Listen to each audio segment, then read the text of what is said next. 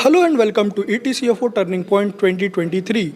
I have with me a very intellectual CFO, Anand Agarwal, CFO, V-Mart Retail. Hello, sir. How are you? I'm very good, thank you. Sir, how was your experience of this event?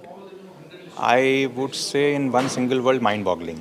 I have been part of this event now for 3 years, and every year I see such good growth happening. I wish our corporates could have same level of growth and same level of betterment year on year. So I'm So, very happy with the way this event has been growing every year, and I just hope that I remain connected to this event in some capacity, going forward as well. so nice to hear, sir. So, sir, everyone at every point of time, at every summit, there is a talk about technology. So, how, as a CFO, you are enabling finance function using technology? I think at heart I am a technologist. So let me say I am second a finance professional and first a technology enthusiast. And I've always had my first love for technology, and that reflects in every bit of work that I do at my organization. So I think the biggest help that I have been able to do around technology is to teach my team how to love technology and not to get afraid of using new tools. And that is where I think every conversation that we have in our, at least in the finance team that I preside over, starts with how we can use more and more technology in everything that we do. So it is not just about using technology for the sake of using technology, but it's more about maximizing the efficiency and reducing the cost by using the right tools for the right job. Very well said. And sir, talking about industry, how do you see your industry shaping?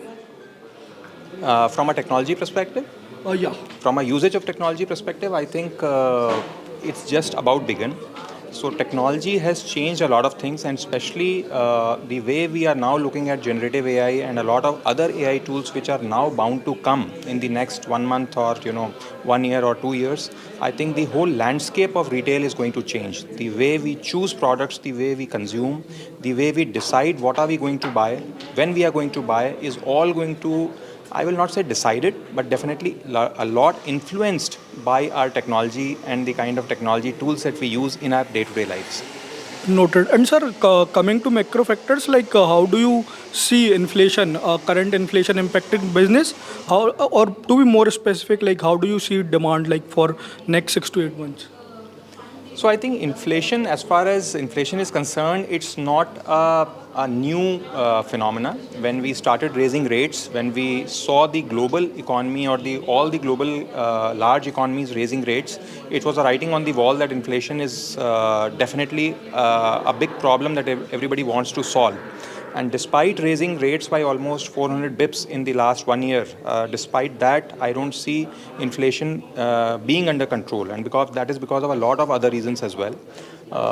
Despite the increase in interest rates, there is still a lot of cash in the system, cash meaning funds available in the system, which is not letting inflation subside down. Other geopolitical reasons are also causing very high inflation, but the burnt of that is really being felt by the common man. And food inflation or edible oil inflation or staple inflation is really burning deep into the pockets. My sense is, and again, I'll be slightly naive about it, but India has always been home to 5% plus inflation for last 40, 50, 60 years. So this is nothing new for us. We also need to get adjusted to this once again. And maybe post September, once the harvest season comes in, once the festival season comes in, once the winter season comes in, we will see some good revival of demand despite the high inflation. Noted. And sir, anything you are expecting from policymakers that will help you, that will make you happy as CFO of your industry? I think we need to do a little bit more for the common man.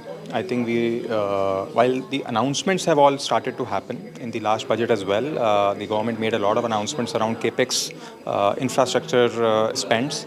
But I think we need to still see the implementation of some of those on the ground, which can actually benefit the lower middle class and the common man on the ground, because he's the worst affected. And unless his income levels go up, he is not really able to counter the inflationary impact. So we really all need to do something more for that common man so that he can get his consumption back. One last question, sir. How will you describe ETCFO, or what, or if I phrase it differently, like what attracts you towards ETCFO? I think it's a come home feeling for me. I have been very fortunate to have been associated with you, with this team for now 3 years, and it's, as I said earlier, it's really, very very heartful to see this organization grow and blossom into something so wonderful. So wish you all the best, and I'm very very happy always to be here. Thank you so much, sir. Thank you. Thank you, sir. Thank you.